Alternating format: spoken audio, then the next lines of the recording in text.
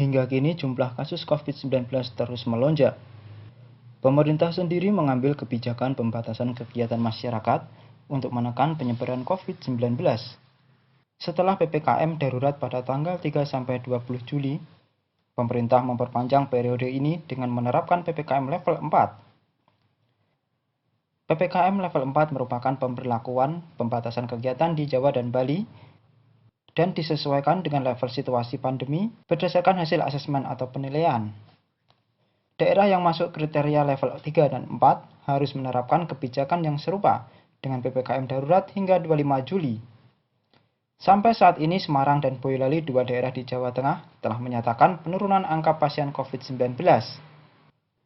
Wali Kota Semarang Hendrar Prihadi mengatakan, jumlah angka statis kasus COVID-19 yang sebelumnya melonjak tinggi, kini dalam sepekan telah menunjukkan penurunan.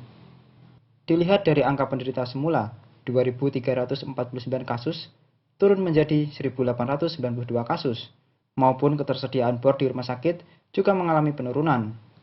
Tidak ada lagi istilah PPKM darurat, yang ada adalah PPKM sesuai level 1, 2, 3, dan 4. Dan Semarang masih masuk di dalam kategori level 4. Meskipun harus saya sampaikan, selama tanggal 3 Juli sampai tanggal 20 Juli kemarin, statistik terkait COVID yang ada di Semarang sifatnya sudah jauh lebih baik.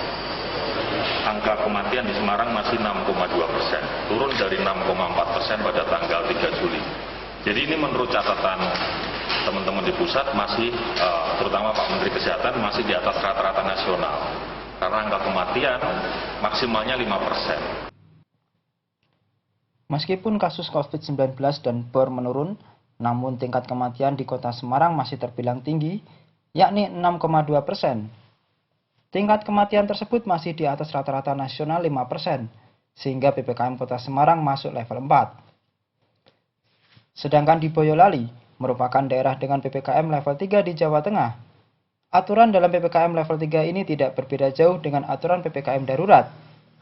Pemkab Boyolali memperpanjang kebijakan hari Minggu Boyolali di rumah saja pada 25 Juli dan 1 Agustus mendatang. Tujuannya untuk mengurangi mobilitas warga dan lonjakan kasus COVID-19 di Boyolali. PPKM dan kebijakan Minggu di rumah saja disebut efektif mengurangi kasus baru virus corona di Boyolali. Angka paparan atau kasus baru corona di Boyolali mengalami penurunan. Hal ini terlihat dari bor di rumah sakit rujukan COVID sudah di angka 70-an%. Dalam sepekan ini, penambahan kasus baru juga menurun, di bawah 200 per hari, yang sebelumnya mencapai 300-an kasus per hari. Alasan diperpanjang apa, Pak? Ya, untuk mengurangi mobilitas dan menanggulangi penambahan lonjakan COVID di Boyolali, karena kemarin masih ada libur Idul Adha, masih banyak orang yang korban dan sebagainya, kita perpanjang.